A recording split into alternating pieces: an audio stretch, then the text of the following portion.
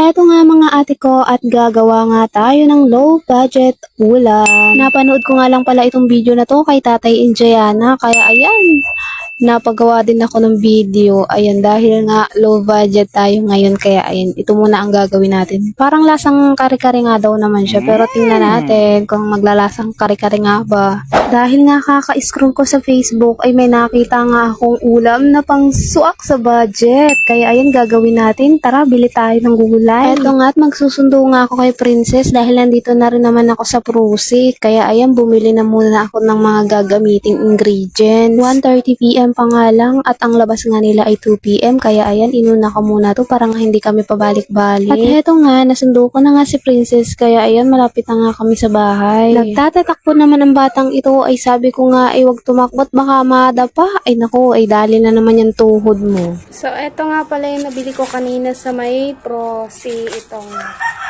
Coco Mama, tapos may patis, sibuyas, tapos luya. Tapos mamaya na ako bibiling sardinas. Diyan na lang sa may tindahan, nalimutan ko kasi. Tapos hindi mawawala syempre itong gulay, itong pechay. Ito yung pampasarap doon sa lulutuin natin mamaya. Let's go! At heto nga, bumili na nga ako ng mega sardine. At isa nga lang pala ang binili ko dahil tatatlo lang naman kaming kakain. Heto nga mga ate ko at nagagayat na nga ako ng sibuyas.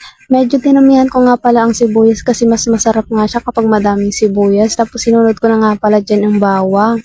Tapos ayan, sinunod ko na din yung luya. Pinirat ko nga lang yung luya dahil mas malasa kapag pinipirat yung luya. Heto nga mga ate ko at ibababad ko nga muna itong pichay. Sabi ko nga mamaya ko na nga lang huhugasan. Isasalang ko na nga muna itong kawali. Pagkatapos nga ay maglalagay na nga ako dyan ng mantika.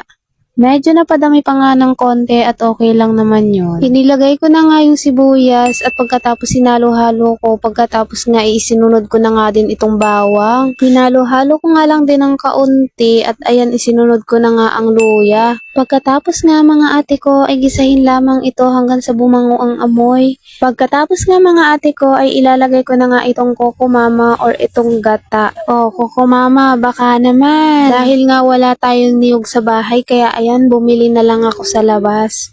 Doon nga din pala ito pinagbilhan ko sa Prosi. At ayan nga, at lalagyan ko na nga ng paminta at medyo dinamihan ko nga kasi nga mas masarap pag maraming paminta. Nilagyan ko na nga din pala ng isang kutsarang patis. Ayan nga pala ay pampalasa sa ating niluluto. Nalo-halo ko nga lang pala ito ng kaunti at ayan ay ilalagay ko na yung mega sardines. Mega sardines, baka naman. Ito nga pala yung sardinas ang nilagay natin imbis na carne kasi nga parang nga siyang kare-kare pampalit dun sa carne, 'di ba? Para maiba naman ang lasa kaya sardinas naman. Hala, huy, bakit ang arte magsalita niyon? Lasa talaga siyang kare-kare mga ate ko, promise di kayo magsisisi. Kung gusto niyo magluto, eto gayahin niyo na lang din dahil ginaya ko lang din naman tong luto ko at masarap naman. So ayan, after 2 minutes nga hinalo-halo ko nga lang siyang konti tapos ilalagay ko na nga dyan yung pechay. Eto nga at ilalagay ko na nga itong pechay at mukha nga siyang marami kapag hindi pa siya nahalo pero kikipis pa din yan mga ate ko. Yan ay akala nyo nga ay marami pero pag naluto yan, grabe sobrang unti lang. Ayan nga mga ate ko.